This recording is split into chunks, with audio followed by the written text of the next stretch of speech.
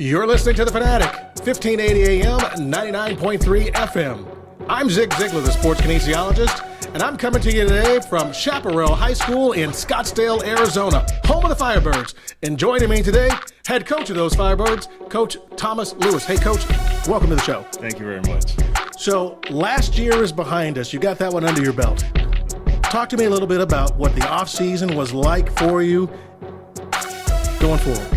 Well, I mean, off-season season was actually really good. The whole purpose of the off-season this year was to kind of build the camaraderie, the teamwork, and the unity between, especially our younger class coming up.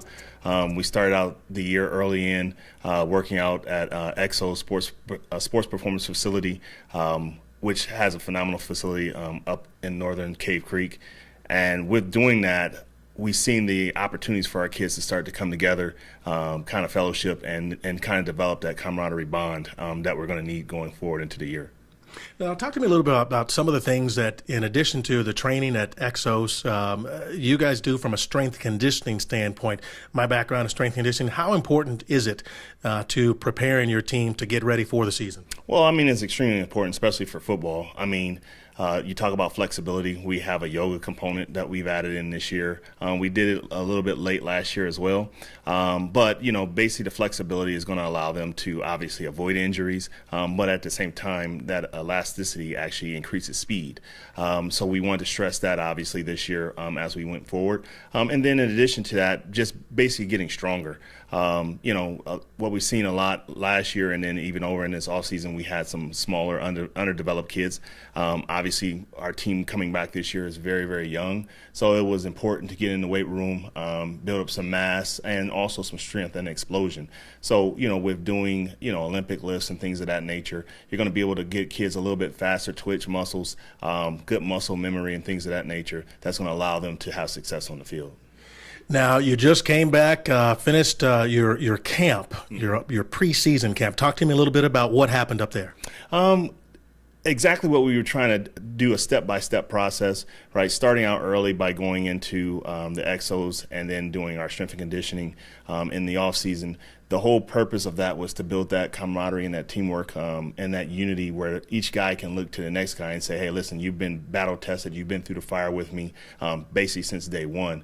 And so by the time we got to camp, our hopes was that, we would start to see leadership develop. Obviously, like I said, we have a very young team, so we would obviously see leadership develop in that camp, in addition to people understanding that it's not a me sport, it's a team sport, and that in that team sport it takes all 11 or all 22 guys or the entire roster to basically have success. So we drove home the point of driving excellence and trusting the process, and in trusting that process, believing in your guy next to you to make sure that you guys all achieve your goals. And what showed up? A lot of good talent, obviously, but at the same time, kids that we didn't necessarily expect to become leaders surfaced, and kids that didn't want to step into that limelight but naturally should understood that, hey, with leadership comes great responsibility, and they stepped up to the plate. And so, coming out of that camp, we named our captains. We named 2 captains, and then we have basically a revolving door of 4 captains moving forward, so that, to keep the competitive juices going, and people know that they have the opportunity to actually also lead the team as well. You want to share those captains with us? So our 2 captains that were voted was Sam Harper, defensive lineman, and Common, who played running back for us last year and will also play DN for us on defense this year. Now, camp's over. You're still putting in a little bit of work. Got some time before the first game of the year. What are your expectations, though, going into that first game, and what can we expect to see throughout the course of the season? Well, expectations are always to, have a victory, especially starting your season out. But at the same time, to look forward towards just discipline and excellence, right? So we look at, hey, it doesn't have to be tricky. It doesn't have to be special. It just has to be fundamentally sound. And so what we're doing right now is obviously repping our guys on certain plays so that they know them to perfection. And so when you go out and execute them, it doesn't matter in our minds what a team does. We've seen every single front, every single coverage, every single formation. And so our guys are mentally aware have a high football IQ, and it's just like what we did with the strength and conditioning training. It's muscle memory. So muscle memory is just reaction, and they just go out and play. Now, it's been a while since I've been on the field and a while since you've been on the field as an athlete. How are kids or athletes different today than when we were student athletes? That's a great question. Now, I mean, today there's so many distractions, and sports have been so, I guess, singleized in a focused manner where you can only play football or you can only play basketball or you can only run track. So the kids these days don't have a lot of transferable skill sets because they don't play multiple sports. So you see that, and so it takes a lot more development with kids these days, especially in sports that are this complex. In addition to having the distractions that they have, it's very hard to keep them singularly focused on a task. So it's not only being that coach, but that mentor, that teacher, that educator, in addition to their position coaches. So it's a big difference. I'm from Ohio, born and raised. We love playing in the rain. We love playing in the snow. It doesn't matter the conditions. We loved football. And now these days it's more so about, the Friday Night Lights and all the theatrics around it versus just, hey, it's me against you. So that's what we're trying to bring back to Chaparral football, that mental toughness, but also that grind, right? But discipline. So you can be a mean, nasty, and grinding team, but be disciplined in that nature, and that's what we're trying to bring back. What's the most important thing, or the most important aspect that a coach gives to his players? I think just the mental capacity to be excellent, and helping them understand that playing football is not about, in my opinion, is not about going to college or going to the pros in that particular sport. It's teaching you the fundamentals of life. Hard work, discipline, facing adversity, all those things that are building blocks for future leaders of tomorrow. So I think that's really the biggest aspect that I love from the game and what I've taken from the game, and I would like to obviously give back. So let's get back to your team just a little bit and some of the players. Who are some of the standout players that are back this year, and what are your expectations for them? Well, we have, like last year, we had a very young team, and so we started 2 freshmen. The first freshman was Tommy Christakos. He had a very good offseason, got bigger, got faster, got stronger. Tremendous talent on the outside at receiver. Expect big things from him, no doubt, again this year. He's a kid that's been offered by a couple D1 schools already, just based on his intangibles, and we just see him just blossoming this year, in the system that we have. The other kid was Devin Crawford, another kid, high football IQ, played running back for us last year, also played in the slot. Got hurt just like Tommy did last year later in the season, but was on pace to do great things for us, and expect him to come back and have a huge contribution as well. Probably taking over for Bo Kelly, kind of the position that we used him in last year.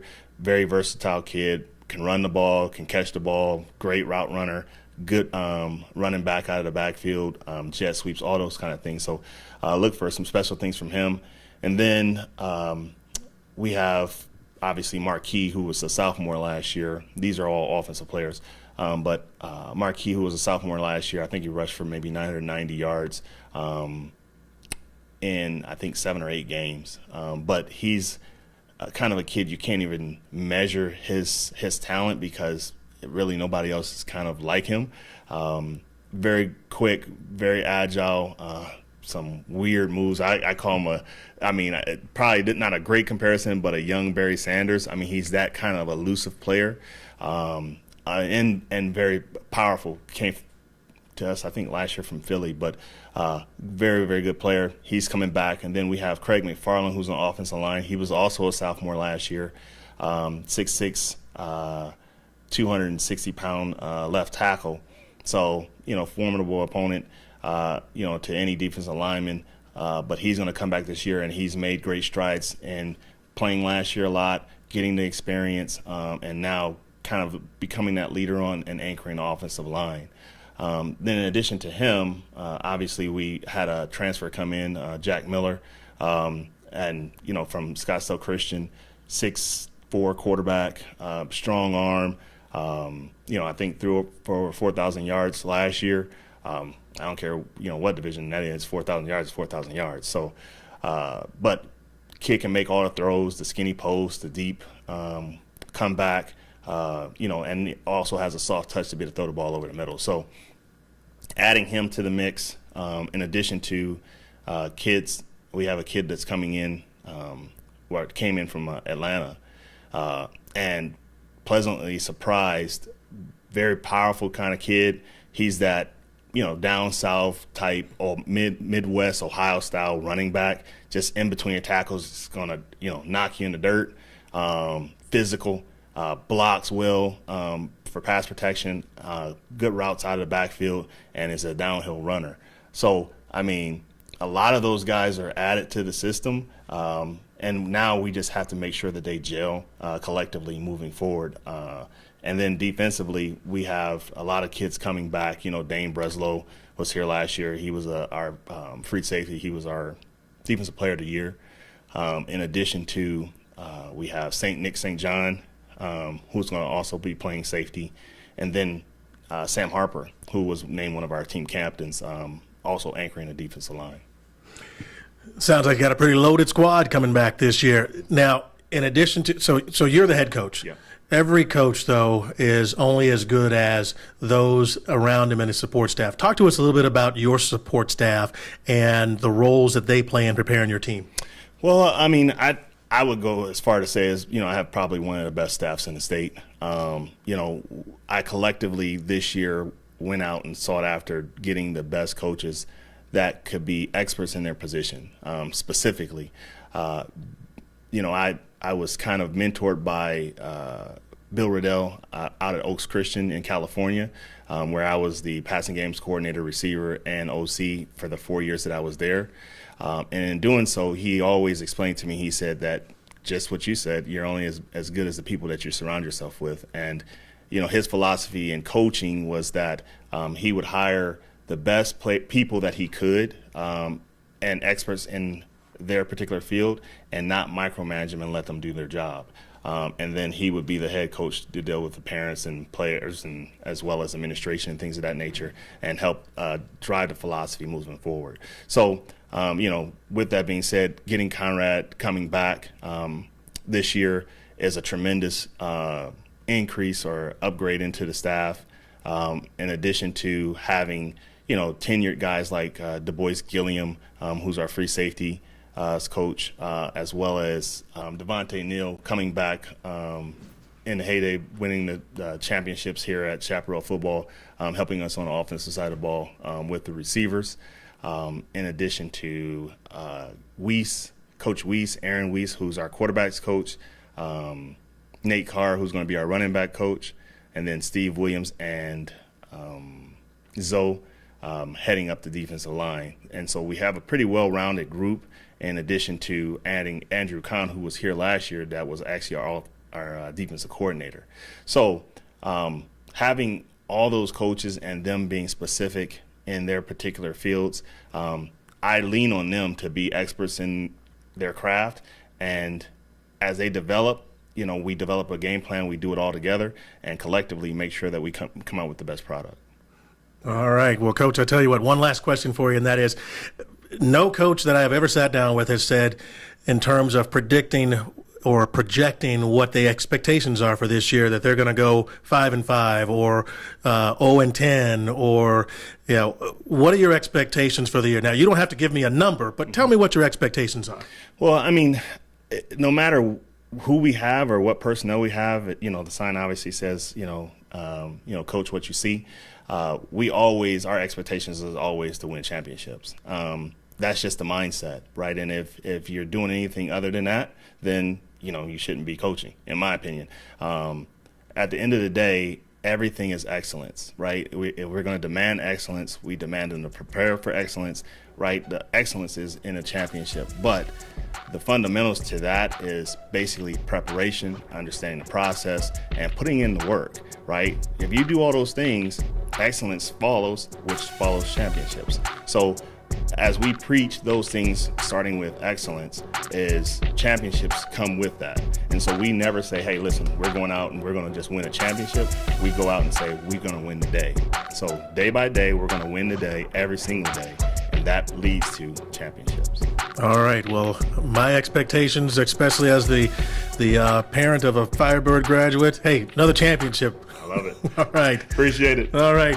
Hey, this has been fun. Hey, I'm Zig Ziglar, the sports kinesiologist, and you're listening to The Fanatic, 1580 AM, 99.3 FM, Arizona's new home for sports.